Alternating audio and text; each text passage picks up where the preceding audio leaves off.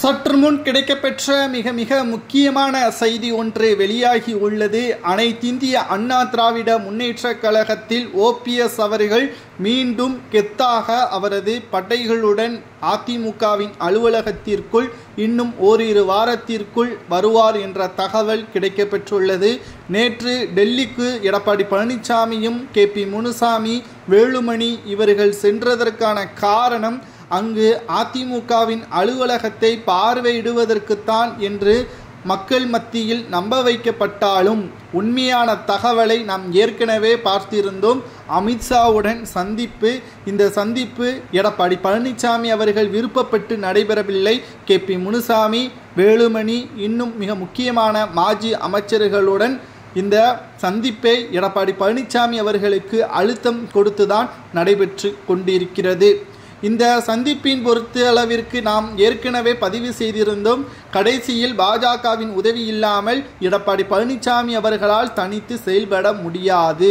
ஏனென்றால் செங்கோட்டையன் அவர்களை என்றைக்கு எடப்பாடி பழனிசாமி அவர்கள் ஒதுக்கினாரோ அன்றிலிருந்து தான் அதிமுகவில் சலசலப்பு ஏற்பட்டது. OPS அவர்களை நீக்கப்பட்ட போது கூட இவ்வளவு சலசலப்பு எடப்பாடி பழனிசாமி அவர்களுக்கு எதிராக வரவில்லை.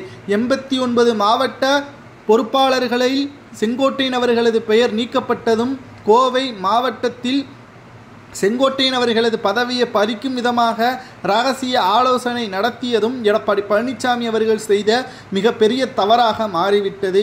மேலும் செங்கோட்டையன் எடப்பாடி ஒன்றும் பொதுச் செயலாளர் கிடையாது, அவனை விட நான் சீனியர் என்பதற்கேற்ப கோபிச்செட்டிப்பாளையத்தில் அதிமுகவின் நிகழ்ச்சியில் எடப்பாடிக்கு இணையாக கட்டவுட்டுகளை வைத்தார் செங்கோட்டையன் அவர்கள். இதன் மூலமாக அதிமுகவில் மீண்டும் ஒரு கலவரம் வெடிக்கும் என்று பலரும் எதிர்பார்த்த நிலையில் கடைசியில் செங்கோட்டையன் அவர்கள் சமாதானப்படுத்தப்பட்டு அதிமுகவில் எடப்பாடி பழனிசாமியுடன் இணக்கமாக செயல்படுவதற்கு உறுதியளிக்கப்பட்டது. ஆனால் செங்கோட்டையன் அவர்கள் இதில் மிக முக்கியமான ஒரு கண்டிஷனை வைத்தார். ஒன்று, OPS அவர்களை அதிமுகவில் இணைக்க வேண்டும், இல்லை என்றால் பாஜகவிற்கு கூட்டணியை வைக்க வேண்டும்.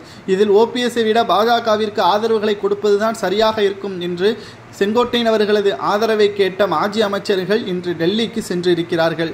சரி, இதில் எப்படி OPS அவர்கள் அதிமுகவிற்குள் வருவார்? நேற்று நோன்பு திறக்கும் நிகழ்ச்சியில் அண்ணாமலை அவர்கள் கலந்து கொண்டார். அதில் OPSம் OPS மகனும் கலந்து கொண்டுள்ளார்கள்.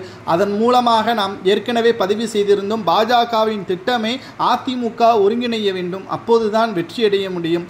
OPSம் சரி, TTV தினகரனும் சரி, சசிகலாவும் சரி, இவர்கள் 3 நபர்களும் இணைந்தால் அவர்களுக்கு பின்னால் இருக்கக்கூடிய தொண்டர்களும் அதிமுகவிற்காக வேலை செய்வார்கள். இது பாஜகவிற்கு பலமாக அமையும்.